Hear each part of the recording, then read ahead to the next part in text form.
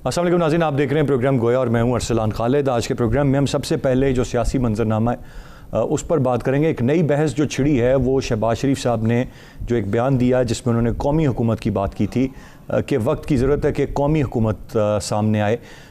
उसको मुख्तलिफ़ तरीके से इंटरप्रेट किया गया, उस पर मुख्तलिफ़ बयानात सामने आए और आज फिर मरियम बीबी ने अपनी पेशी के मौका पर इस सारे मामले की वजाहत पेश कर दी। उन्होंने कहा कि उन्होंने कौमी मफाहमत की बात की थी, कौमी हुकूमत की बात नहीं की थी।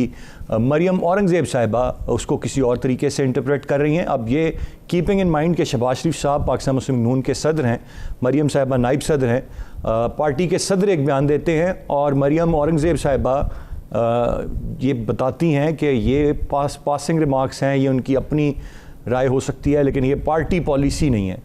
तो जो सदर हैं पार्टी के, उनके बयान की ये अहमियत है कि वो पार्टी पॉलिसी से हट के बयानात दे रहे हैं और पार्टी के दीगर लोग जो उनसे बहुत बाद में आते हैं वो इस सारे मामले की वजाहत कर रहे हैं। अब एक तरफ से जो तनकीद आ रही है, जो बाकी जमातें बात कर रही हैं, वो ये कि शहबाज शरीफ साहब ने अपने आप को पोलिटिकली अलाइव रखने के लिए ये बात कही है। फिर वो मफाहमत और मज़ामत से हट के ये बात करते हैं कि उन्हें शफाफ इलेक्शन चाहिए। तो इस तरह से जो मज़ाहमत का नवाज शरीफ साहब का बयानिया है या मरियम साहिबा का बयानिया है वो उसकी भी नफ़ी करते हैं, जब वो कहते हैं ना मज़ाहमत ना मफाहमत, हमें शफाफ इंतखाबात चाहिए। इस वक्त ये एक बड़ी डिवाइड है और ये पाकिस्तान मुस्लिम नून के अंदर है जो बड़ा वाज़ेह तौर पर हमें नज़र आ रही है। फिर PDM दोबारा से कुछ ऐलानात किए और इस्लामाबाद की तरफ मार्च की बातें की। बिलावल भुट्टो साहब PDM का जो हिस्सा रहे और बिलावल साहब और मरियम साहिबा बिल्कुल बहन भाई थे और तारीफ़ें करते मरियम साहिबा नहीं थकती थीं। वो लाड़काना गईं, गड़ी खुदा बख्श गईं। लेकिन आज सूरत हाल ये है कि बिलावल साहब भी PDM पर तनकीद कर रहे हैं और PDM वाले पाकिस्तान पीपल्स पार्टी के किरदार पर उंगलियां उठा रहे हैं। तो जो तमाम तर लोग इस हुकूमत को टफ़ टाइम देने के लिए निकले थे, इस वक्त वो अपने मामलात में उलझे हुए हैं और ये डिवाइड मुख्तलिफ़ जमातों में नहीं बल्कि पार्टी विद इन पार्टी भी ये डिवाइड हमें नज़र आ रही है। मैं चाहूँगा कि आज के प्रोग्राम में हम इस पर बात करें और ऐसे में ये मामलात किस सिमत में जाएंगे जब इलेक्शंस में अब वक्त नहीं है। उसके अलावा हुकूमत को अगर टफ़ टाइम देना है, हुकूमत की कारकर्दगी पर बहुत सारे सवालिया निशान हैं, लेकिन बज़ाहिर इस वक्त अपोजिशन बुरी तरीके से डिवाइड है। इसके साथ साथ जो हम एक बात मुसलसल करते आ रहे हैं वो अफ़गानिस्तान का मामला है। कल जो बाइडन अमरीकी सदर ने ख़िताब किया जब इनक़लाब मुकम्मल हो गया, उनका ये कहना था कि ये अफ़गान फ़ौज की पे ज़िम्मेदारी आती है जो ज़िल्लत आमेज़ इनक़ला का सारा मामला है। अफ़गान फ़ौज इसकी जो और वो बुज़दिल फ़ौज रही, ये वजह है कि ये सारी सूरत हाल हुई। उन्होंने करोड़ों डॉलर जो ख़र्चे और जो अब भी यौमिया ख़र्च करोड़ों डॉलर का आ रहा था उनका वो उसको जारी नहीं रखना चाहते थे, लिहाजा बाज़ाब्ता ऐलान किया और इस जंग का हमने ख़ात्मा किया।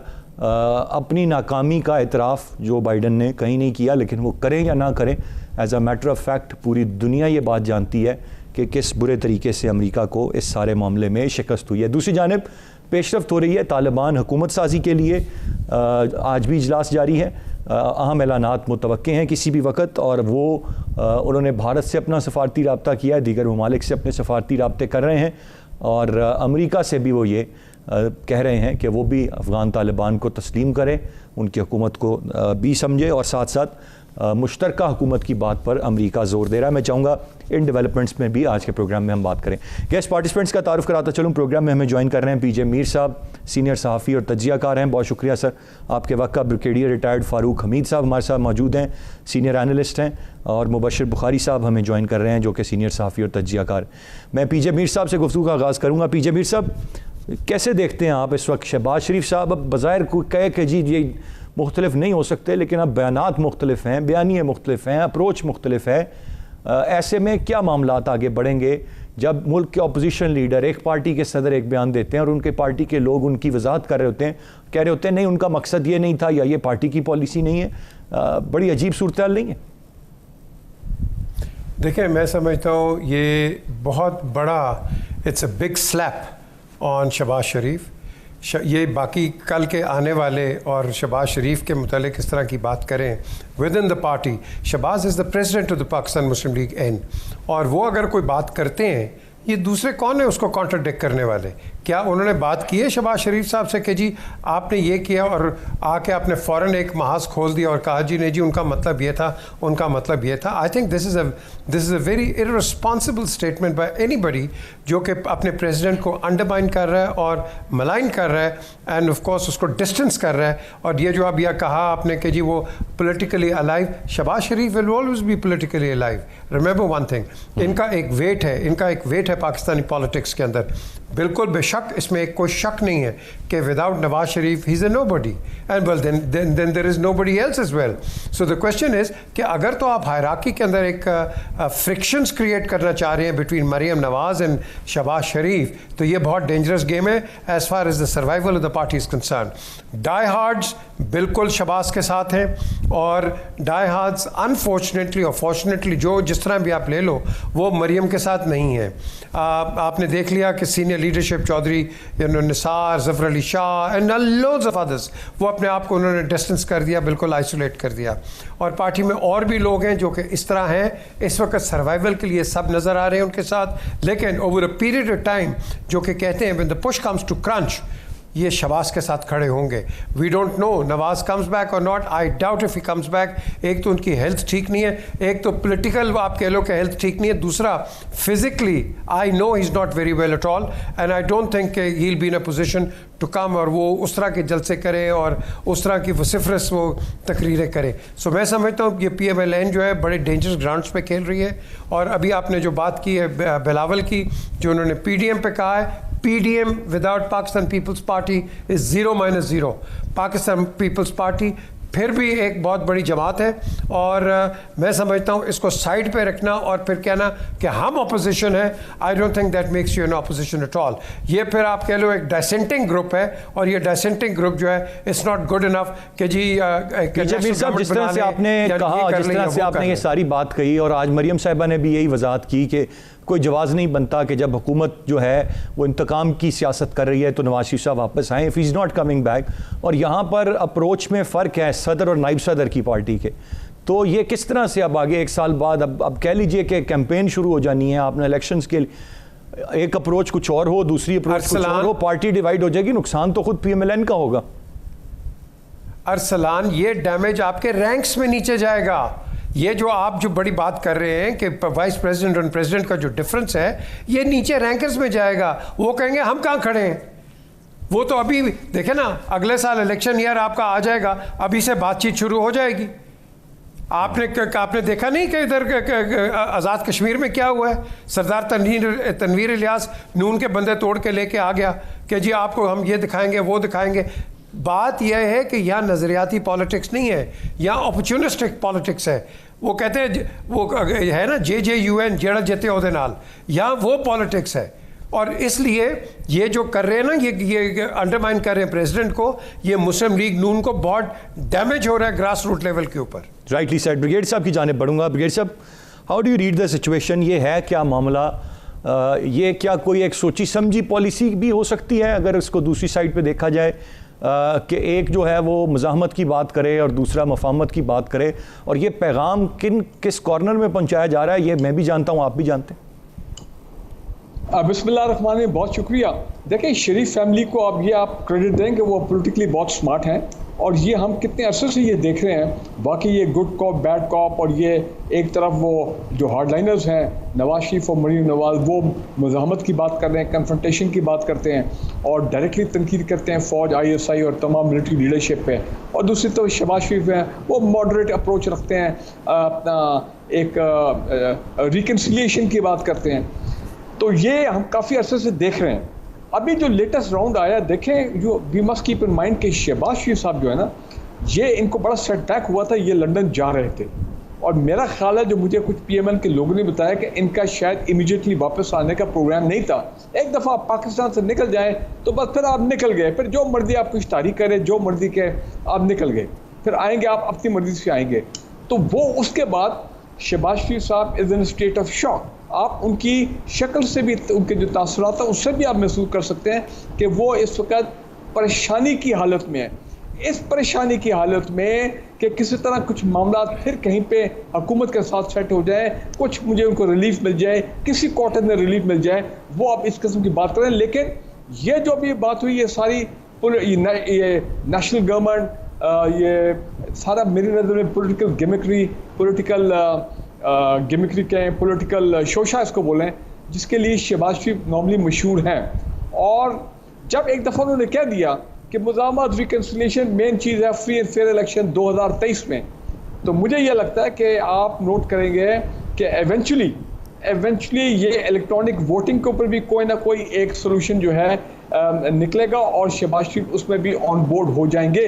बेशक मरीम नवाज और नवाज शरीफ सारे के उनके कुछ हार्डलाइनर के नहीं जनाब इलेक्ट्रॉनिक वोटिंग तो फिर सारा फ्रॉड होगा, ये होगा, वो होगा।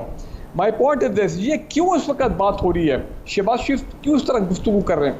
आपने नोट किया है कि पिछले 6 महीने से क्या एक खबर आप मुझे बता सकते हैं कि किसी एहतसाब अदालत में शहबाज शरीफ साहब का केस जो है, जो बड़ी तेज़ी से चल रहा था मार्च अप्रैल में, वो खबरें सारी गायब हो गई, कोई बात ही नहीं कर रहा है? भाई वो जजेस ट्रांसफ़र हो गए थे लाहौर एहतसाब अदालतों से, शरीफ फैमिली के जो केसेस थे, ये हाई प्रोफाइल मनी लॉन्ड्रिंग और तो ब्रिगेड साहब कौन ये रिलीफ दे रहा है शहबाज शरीफ साहब को? We don't know, this is the mystery. यही तो मैं, अच्छा मजे की बात ये है कि मैं एक वाहिद शख्स हूँ जो मैं ये भी नोट कर रहा हूँ, या मुझे तो समथिंग रॉन्ग विद मी, जो मैं हर चंद दिनों के बाद मीडिया पे किसी टॉक शो में जिक्र करता हूँ, ना मीडिया के कोई एंकर्स पे बात कर रहे हैं, ना मीडिया के कोई प्रोग्राम में टॉक शो में इनका जिक्र हो रहा है, ना अदलिया की तरफ से कोई बात आ रही है कि जनाब वो जो 30 एहतसाब अदालतें बननी थी, ये गवर्नमेंट ने बनानी थी। फ़ारूक नसीम साहब 6 महीने कह गए थे जनाब हमारी अदालतें तैयार हैं, बस अब सिर्फ जजेस बनाने। भाई क्या वो सब चुप कर गए?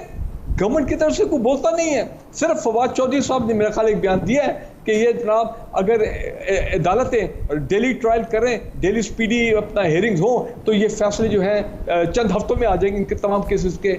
लेकिन नहीं हो रहे, everything is quite on that front. Why? ये मैं आप पे भी सवाल छोड़ता हूँ और I leave it for the people, I don't know. मैं इतना वेल इन्फॉर्म नहीं हूँ। हो सकता है कि जजेस लगाने में जो लाहौर, खासकर उन 3 अदालतों की मैं लाहौर की बात कर रहा हूँ, कोई प्रॉब्लम हो रहा है गवर्नमेंट को, उनको कोई जजेस उस लेवल के नहीं मिल रहे हैं, या जजेस जो है, अगर जजेस लगा भी दिए जाते हैं मार्च के बाद जो चले गए थे, भाई कोई एक खबर तो आए। मैं तो एहतसाब की हर खबर जो है उसको बड़ा क्लोजली मॉनिटर करता हूँ, इसका मतलब फिर मैं भी मिस कर गया हूँ। लेकिन सिर्फ मरीम नवाज के सिर्फ ये एक खबर अब आई है कि इस्लामाबाद हाई कोर्ट ने, वो भी आप देख रहे हैं धीरे धीरे चल रहा है। और भाई मोहतरम अदालत हाई कोर्ट के मोहतरम जजेस डे टू डे हेयरिंग करें यार, खत्म करें इस केस को, ये मरीम नवाज को, या आर या पार करें। आज उन्होंने एक जुमला बोल दिया, उन्होंने कहा कि अगर आप इस तरह गुफ्तगू करेंगे तो फिर शायद क्यों ना हम आपकी बेल जो है वो कैंसिल कर दें। आज थोड़ा सा तेवर दिखाया मोहतरम जजेस ने। मेरा पॉइंट ये कि यार इस तरह एहतसाब का अमल नहीं चलता पाकिस्तान में।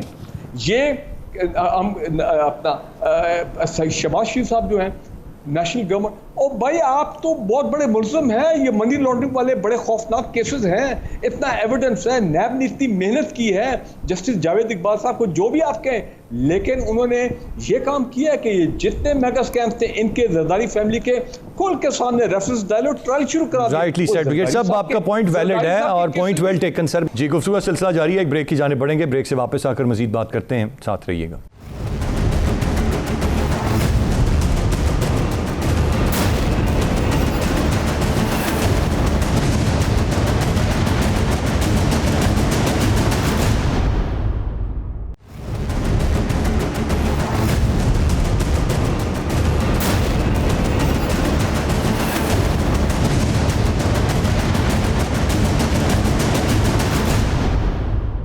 Welcome back. मुबशर बुखारी साहब, ये कुछ एनी गेसेस के अगर कोई रिलीफ है या ये सारा मामला स्लो हो गया है तो ये क्यों है? इसके पीछे क्या महरक़ात हो सकते हैं, क्या वजूहात हो सकती हैं? देखिए, मैं तो ब्रिगेडियर साहब को बड़ा वेल इन्फॉर्म्ड समझता हूँ, और आपने एक सवाल किया था कि सारा कुछ अगर स्लो डाउन हो गया है तो कौन करवा रहा है। तो मेरा ख्याल है कि ब्रिगेडियर साहब को पता है कि ये कौन करवा रहा है।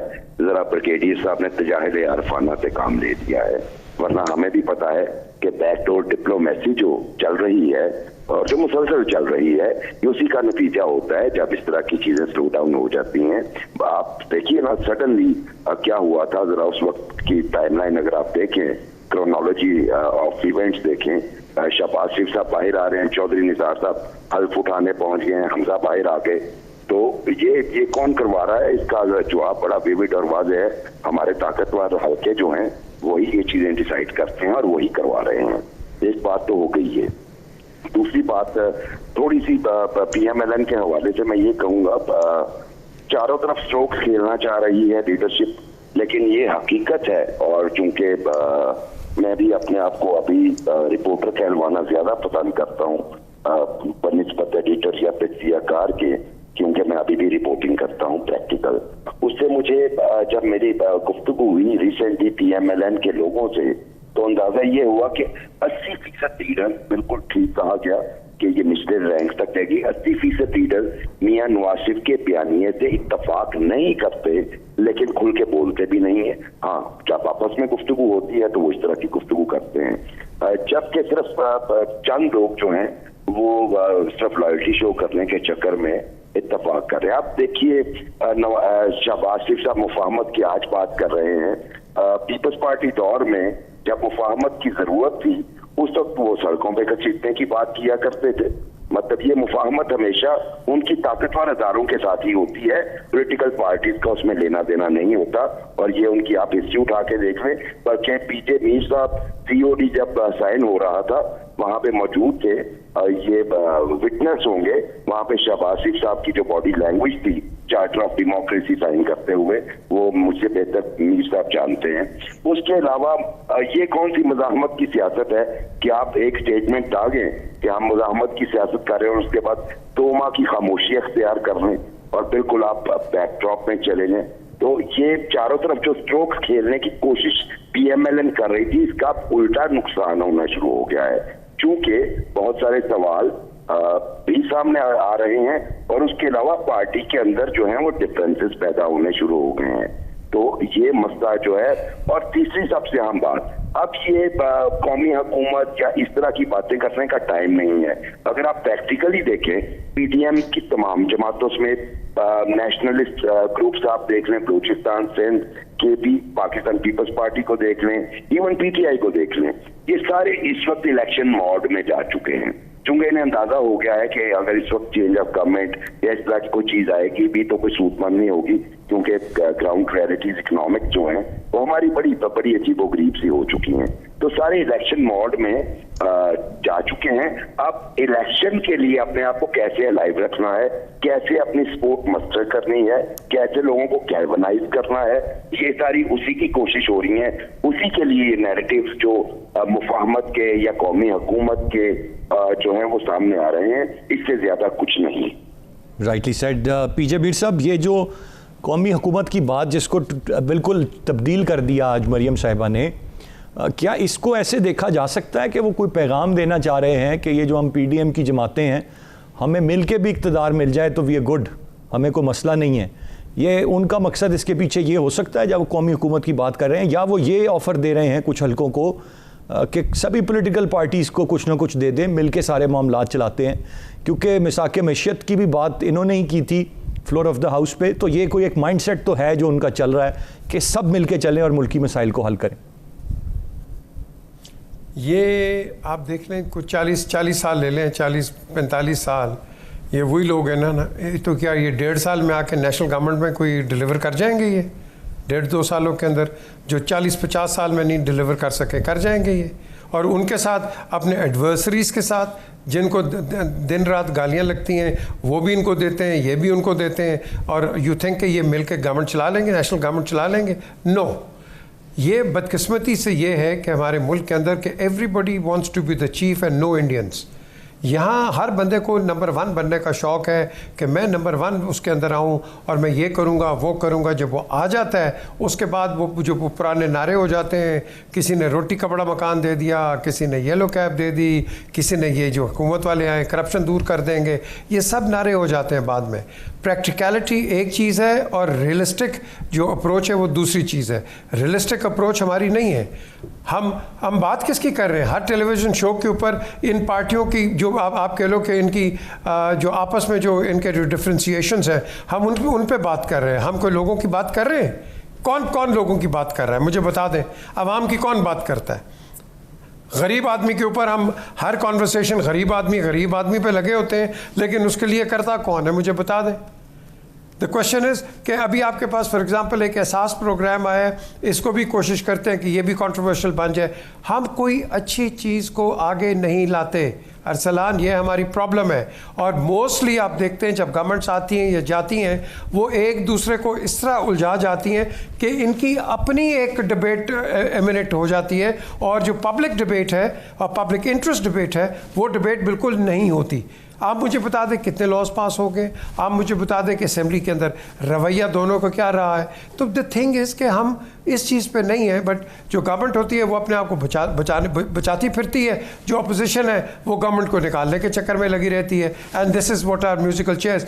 बुखारी साहब को पता है कि मेरा सबसे पहला क्वेश्चन था बेनज़ीर और इनको नवाज शरीफ को कि ये क्या म्यूजिकल चेयर्स तो नहीं होगा, तो बेनज़ीर ने मुझे आंसर किया, नहीं कता कलामी पाप, अब बेनज़ीर नहीं, अब म्यूज़िकल चेयर्स नहीं होगा एंड ऑल दिस। वही चीज़ चल रही है, मुझे बता दें। तो द क्वेश्चन अराइजेस कि इसको हम कैसे ठीक करें। हमने आगे जाना है, इनफ इज़ इनफ। जो काम होता है हम उसको रगड़ देते हैं, जो नहीं हो रहा है उसके अंदर हम कांटे डाल देते हैं। आपके कोई प्रोजेक्ट्स चलते हैं, उसको कभी कोर्ट नीचे ले जाता है, कभी कोई कोई और इदारा उसको नीचे ले जाता है। यही तो हमारा एक मसला बना हुआ है इस पाकिस्तान के अंदर। तो फोकस कोई नहीं है। हम सब कहते हैं ease of doing business. I am sorry to say ease of doing business is not there as we had hoped. हमें ईज ऑफ बिजनेस की चाहिए। ये बड़ा अच्छा है कि किसी ने कहा ईज ऑफ बिजनेस हो, लेकिन नहीं हो रहा ना। तो रियलिटी को कौन एक्सेप्ट करेगा, मुझे बता दें। प्रैक्टिकलिटी को कौन एक्सेप्ट करेगा। हम पाकिस्तान में इमोशन से काम करते हैं, प्रैक्टिकल अप्रोच हमारी नहीं है। बिल्कुल सही। मैं ब्रिगेड साहब आपसे जानना चाहूँगा, ये जो अब बिलावल साहब की तनकीद है पीडीएम पर, और पीडीएम से जो तनकीद, ये पहले साथ थे फिर अलहदा हुए, आप समझते हैं वॉज ए वाइज मूव कि ये अब पीडीएम का हिस्सा नहीं है और ये अपनी सियासत कर रहे हैं, क्योंकि बज़ाहिर पीडीएम से कुछ निकलता नज़र नहीं आ रहा। PDM is like a dead horse, जिसमें ये जान डालने की कोशिश कर रहे हैं सिर्फ from the political point of view कि हाँ जनाब देखें फजल रहमान साहब वो भी दोबारा एक्टिव हो गए हैं, उनके भी कुछ से हो, एक धमकियां दे दी या जो भी ऐलान कर दिया लॉन्ग मार्च का, ना लॉन्ग मार्च होगी ना उससे कोई रिजल्ट निकलना। पहले भी हम लॉन्ग मार्चेस फजल रहमान साहब की लोगों की देख चुके हैं। और PM Shahbaz Sharif is not the long march type of person, उनकी वो पर्सनैलिटी नहीं है कि वो जनाब को बड़े लंबे जलसे जुलूस लीड करें, ये वो 3-3, 4-4 दिन और आके धरने में बैठे हैं जिस तरह इमरान खान और उनके लोग जो है काजू साहब आए थे 2014 में। सवाल ही नहीं पैदा होता कोई जलसा जुलूस छोटा मोटा हो जाए, वो एक अलग बात है। देखिए ये तमाम पार्टीज की अपने पॉलिटिकल इंटरेस्ट हैं, बल्कि मैं तो कहूँगा पार्टीज नहीं, ये 3 मेन जो ख़ानदान है, वैसे तो वहाँ सिर्फ फजल रहमान साहब हैं, लेकिन शरीफ और जरदारी खान, इन दोनों के अपने वेस्टेड पॉलिटिकल इंटरेस्ट हैं, इन दोनों पार्टीज के अपने वेस्टेड फाइनेंशियल बिजनेस इंटरेस्ट हैं, इन दोनों फैमिलीज के इंटरेस्ट ये हैं कि कैसे वो जो इनके पर खौफनाक केसेस जो बने हुए हैं, बिलीव मी अगर ये डे टू डे हेयरिंग्स हो जिस तरह के आइडियल निज़ाम चलना चाहिए, मेरी अपनी प्रिडिक्शन है दे स्टैंड नोवेयर। और मैं यहाँ पे एक बात कह दूँ, जो हमारे मोहतरम भाई जो हैं बुखारी साहब, उन्होंने भी जिक्र किया, देखें मैं इससे एग्री नहीं करता हूँ कि जो ताकतवर कुव्वतें, मैं भी समझता हूँ कि इशारा की तरफ है कि ताकतवर कुव्वतें जो हैं वो ये इसके पीछे हैं। नो सर, अगर जजेस लगाने एहतसाब अदालतों में, वो काम या अदलिया है, ये government of Pakistan, law ministry, ये उनका काम है। वो क्यों चुप बैठे हैं? आपका मतलब कि हमारे जो ताकतवर लोग हैं इतने ताकतवर हैं कि वो अदलिया से जजेस भी अपॉइंट नहीं होने दे रहे। जब सुप्रीम कोर्ट ने कितनी डायरेक्टिव दिए हैं कि 30 एहतसाब अदालत तो इमीडिएटली लॉ ग्राउंड्स पे, तो हमारे ताकतवर लोग कह रहे हैं कि एहतसाब अदालत ना हो। वो तो हमेशा उन्होंने कहा कि we support accountability as per the law of the land. ये सवाल हमें प्राइम मिनिस्टर ऑफिस से पूछना चाहिए, प्राइम मिनिस्टर इमरान खान से पूछना चाहिए कि आपने सडनली एहतसाब का जो नारा था वो आपने ख़त्म क्यों कर दिया, वजह क्या है, व्हाट्स हैपनिंग, आपकी क्या पॉलिटिकल मसलियत है, क्यों नहीं आप जजेस लगा रहे, क्यों नहीं एहतसाब अदालतें आप ऑन ग्राउंड पे लेके आ रहे, क्यों नहीं इन केसेस के स्पीडी ट्रायल हो रहे as per the directive of the supreme court. खैर वो गवर्नमेंट के कंट्रोल भी नहीं है, लेकिन वो तो सुप्रीम कोर्ट ऑफ पाकिस्तान, वो भी इस पर चुप है। We do not why. So ये जो ताकतवर वाला जो फैक्टर है, मैं उससे एग्री नहीं करता। दूसरा, कौमी गवर्नमेंट जी क्यों कह रहे हैं, भाई कौमी गवर्नमेंट बनेगी मिसाल के तौर पे वर्स्ट केस सिनेरियो, हालांकि उसकी कोई जवाब नहीं बनता, कोई जस्टिफिकेशन पॉलिटिकली नहीं है। 2 साल बाद इलेक्शन होने, लोग तो अब इलेक्शन मोड में जाने वाले हैं, जैसे 2022 शुरू होगा, इलेक्ट्रॉनिक वोटिंग और ये तमाम चीज़ों की तैयारी हो रही है। इसलिए कि किसी तरह चाहे शरीफ फैमिली हो, जरदारी फैमिली हो, भाई वो जो केसेस हैं उनको और बैक बर्नर पर डाल दो। नेशनल गवर्नमेंट बनेगी, सियासी मसलतें आ जाएंगी, हेलो हाई वाली मसलतें हो जाएंगी कि जनाब ये गवर्नमेंट टूट ना जाए, ये ना हो जाए, फलाना ना हो जाए। तो दैट इज द रीजन, और कोई वजह नहीं है। उनको भी पता है कि इंशाल्लाह इलेक्ट्रॉनिक वोटिंग होगी तो शफाफ इलेक्शन होंगे। दैट इज इलेक्ट्रॉनिक वोटिंग जो है, अगर ये इनिशियली तो ये आप देखेंगे कि ये अपोज करेंगे election commission of rightly said, ये सब पॉइंट आ गया। मैं ज़रा आगे बढ़ना चाहूँगा। मुबशिर बुखारी साहब, अब सवाल इस मामले में एक रह जाता है, जो सारी हमने सूरत डिस्कस की, जो इस वक्त सिचुएशन है PMLN के अंदर पार्टी के, PDM फिर Peoples Party, do you see any threat for the government? कोई मसला, कोई परेशानी गवर्नमेंट को हो सकती है विद दिस लेस परफॉर्मेंस, या इस बुरी अपोजिशन की वजह से वो जो कहते रहेंगे करते रहेंगे, चलता रहेगा? जी बिल्कुल, मैं तो ये कहूंगा कि अपोजिशन जो है वो उसने पुअरली परफॉर्मेंस दी है, पुअर परफॉर्मेंस ही सारी कैपिटलाइज नहीं कर पाए। हुकूमत ने बड़ी कमजोरियां छोड़ी, बड़ी ही कमजोरियां, और आज भी मौजूद हैं। मतलब अगर आप ये कहें ठीक है आप डिजिट से खेलते रहिए, आदोशुमार से खेलना कोई मुश्किल काम नहीं है, और फिर मीडिया को यूज कीजिए, फिर अपने सोशल मीडिया सेल्स जो है उसे यूज कीजिए, जो जरा कुछ पॉइंट आउट करे उसे गालियां निकलवाइए, अदरवाइज सब अच्छे की शक्ल दिखाइए। लेकिन ग्राउंड पे सूरत हाल वैसी ही है। लेकिन उस सारी सूरत हाल का फायदा ये अपोजिशन की नाकामी है कि वो नहीं उठा सकी, ना ही पार्लियामेंट में ना ही पार्लियामेंट के बाहर। PTM ने, ठीक बात है, शुरू में कुछ अच्छे शोज किए, और ये वो मौका था जब वो गवर्नमेंट को अंडर प्रेशर ला सकते थे, और कम से कम इतना प्रेशर माउंट कर लेते कि हुकूमत को मजबूर कर देते कि वो आवाम के लिए कुछ करते। हुकूमत चेंज करना तो मुश्किल था, काम होता है हमेशा से, स्पेशली इतनी वेल इंस्टॉल्ड गवर्नमेंट हो तो वो उसको वाकई लाना बहुत मुश्किल होता है। लेकिन कम से कम उसे अंडर प्रेशर लाया जा सकता था, और स्पेशली जब आपकी अपर हाउस में भी मेजोरिटी हो। लेकिन बड़े बैडली फेल हुए हैं। अब सिर्फ यही है, जैसा मैंने पहले कहा कि इलेक्शन आ रहा है, उसके लिए हुकूमत की कोशिश है। देखिए अब उस्मान बुज़दार साहब के बारे में उनकी परफॉर्मेंस को सबसे ज्यादा क्रिटिसाइज किया जा रहा है, लेकिन प्राइम मिनिस्टर आके कहते हैं आपने घबराना नहीं, आप बहुत अच्छा डिलीवर कर रहे हैं। और ये इस बात का सबूत है कि उस्मान बुज़दार का जो है उनको एनकरेज कर रहे हैं ताकि वो आवाम को ये बता सकें कि बहुत अच्छा डिलीवर किया उस्मान बुज़दार ने। लेकिन बुनियादी तौर पे वही बात है, अभी ये इलेक्ट्रॉनिक मशीन वगैरह की बातें चल रही हैं, ठीक है, कंट्रोवर्सीज इन पे भी होंगी। असल बात यह कि वोट जो है ये एक सिंपल सा फार्मूला है, अगर आप उस पर गौर करें तो आपको ये मशीनों की जरूरत नहीं है। सारे पोलिंग एजेंट्स की मौजूदगी में वोट को काउंट किया जाए, और फॉर्म 45 एक तरह का साइन सबको दे दिया जाए। कोई अगर इसी को ही आप कर लीजिए तो यकीन कीजिए बड़े ट्रांसपेरेंट इलेक्शंस होंगे, आपको किसी मैकेनिज्म को डेवलप करने की जरूरत नहीं पड़ेगी। अब यही है कि इमरान खान साहब के पास 2 साल का तकरीबन अर्सा बच गया है, 1 साल कुछ माह कर लीजिए, और उसमें उन्हें डिलीवर करना है।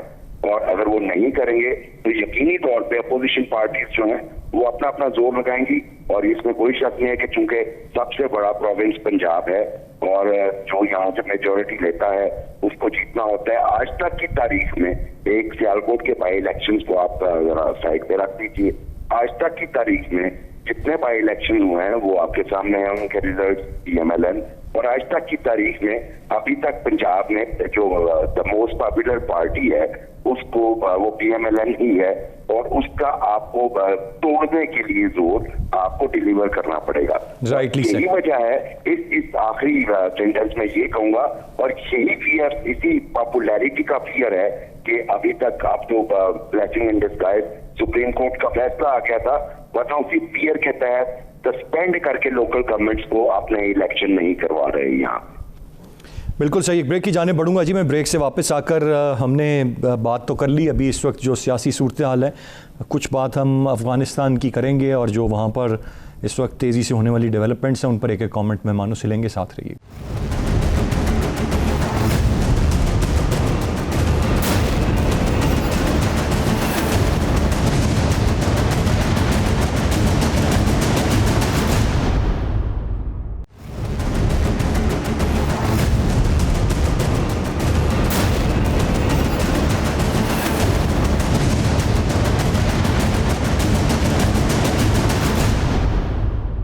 जी वेलकम बैक। मैं ज़रा क्विकली कमेंट लेना चाहूँगा। पीजे मीर साहब, स्टार्टिंग फ्रॉम यू, कैसे देख रहे हैं जो बाइडन का कल का रात खिताब था, अफ़गान फ़ौज और ज़िल्लत अमेज़ इनखला का ट्रंप को करार दे दिया उन्होंने कि जी ये वजह है, और अपने ऊपर कोई मलबा नहीं और अपनी शिकस्त का कहीं जिक्र नहीं, और फिर भी बड़ा ढटाई से बात कर रहे हैं। How do you see? देखिए, सबसे पहले तो आप देखें कि it's been an American failure in their policies, और ये नहीं कि एक यहाँ अफ़गानिस्तान की हम बात करते हैं। ओवर द ईयर्स आप देखें कि इन्होंने बड़ी मिस एडवेंचर्स किए हैं। वियतनाम ले लें, आप इराक़ ले लें, सीरिया ले लें, हर जगह ये इस तरह की जो इन्होंने सूरत की है हाल, उसके अंदर आपके सामने हर चीज़ बड़ी क्लियर है।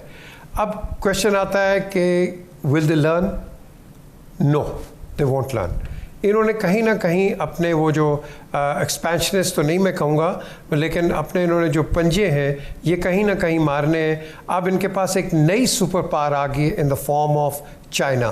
पहले सोवियट्स होते थे, रशियंस हो गए, लेकिन अब China is now the emerging kid in the block as far as super powers are concerned. China, मैं हमेशा कहता हूँ, उसको क्रेडिट देता हूँ in comparison to this other super power Soviets, कि जिन्होंने 79 से 89 तक जंग लड़ते रहे and they couldn't achieve anything, वो भी वापस चले गए। China without firing a 9mm bullet वो जाके गवादर पे बैठ गया। Look at it, what a coup, what a diplomatic and a political and आप कह लो कि ये जो इनकी जो नेगोशिएटिंग कू है, आके बैठ गए।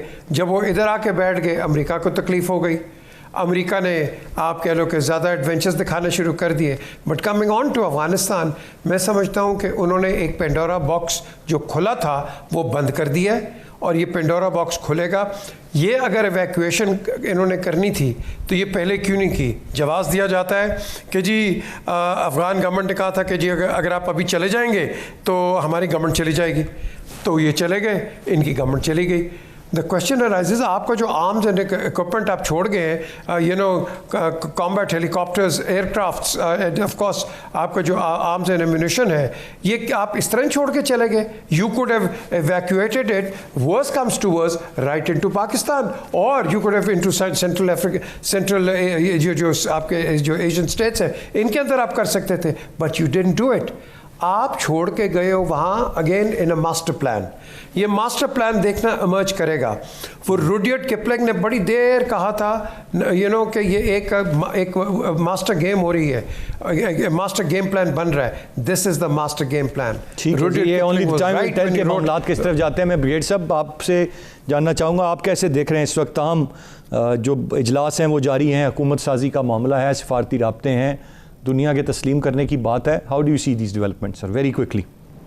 देखिए क्विकली, प्रेसिडेंट बाइडन एक हारी हुई सुपर पावर, शिकस्त खाई हुई सुपर पावर के हेड ऑफ द प्रेसिडेंट है। जाते हुए भी उनके 13 सोल्जर जो है वो मारे गए, तो लिहाजा उन्होंने आपको अगर किसी को अफगान आर्मी को स्केपगोट बनाते हैं, जिसको अफगान आर्मी को जिसको उन्होंने खुद ट्रेन किया, उनके विल नहीं थी, कैपेसिटी नहीं थी, डिटर्मिनेशन नहीं थी टू फाइट, तो फिर उस पर वही जिम्मेदार हैं, अफगान आर्मी जिम्मेदार नहीं है। और दूसरी बात कि स्केपगोट, पहले वो पाकिस्तान को बड़ा शौक था उनको बनाने का, लेकिन शुक्र आप वो स्केपगोट बना रहे हैं अफगान आर्मी को और अशरफ गनी और उसकी करप्ट रिजीम को। अब वो करप्शन की बात भी करते हैं अफगानिस्तान में। जहाँ तक इस वक्त जो अपना बातचीत चल रही है, बिल्कुल इसमें कोई शक नहीं है कि I think it is just a matter of 2 or 3 days. ये उनका पहला जो गवर्नमेंट का स्ट्रक्चर है वो सामने आने वाला है, और मुझे कोई बिल्कुल सही सर। मैं जल्दी से बुखारी साहब से कमेंट ले लूं सर। बुखारी साहब, तो ये मैं तो समझता हूँ उसी दिन यूएस का फेलियर हो गया था, जिनको वो टेररिस्ट कहता था, उनके साथ जब नेगोशिएशन स्टार्ट किए 2018 में, तो उसी वक्त फेलियर तो उसी वक्त डिक्लेयर हो गया था। अभी ये बात वही है, ये ग्रेट गेम थी, और 3 लाख अफगान आर्मी का सरेंडर करना या बगैर लड़े निकल जाना, ये बड़ा इंट्रीगिंग है। और अब जो है आगे आप देखें कि ऊंट किस करवट बैठता है अफगानिस्तान में, क्योंकि वहां पे अलकायदा क्या पोस्टर रहेगी, दाइश क्या करेगी, जो कि वो कर रही है, और उज्बेकिस्तान से क्या ड्रोन उड़ते रहेंगे, ये सारा कुछ देखना पड़ेगा। मेरा ख्याल है कि अब ये एक रिमोट वॉर के मोड में चला जाएगा यूएसए, जो मुझे लग रहा है, लेकिन इसमें कोई शक नहीं है फेलियर तो उसका हुआ है। फेलियर यूएस का हुआ है, this no doubt about it. I think इस पे सब लोग ही मुत्तफिक हैं और यही एक रियलिटी भी है, बट आगे मामलात किस तरह जाते हैं ये वक्त बताएगा। तीनों मौजूद मेहमानों का बहुत शुक्रिया। आज के प्रोग्राम से इतना ही। अरसलान खालिद को इजाज़त दीजिए, अल्लाह ने के बाद।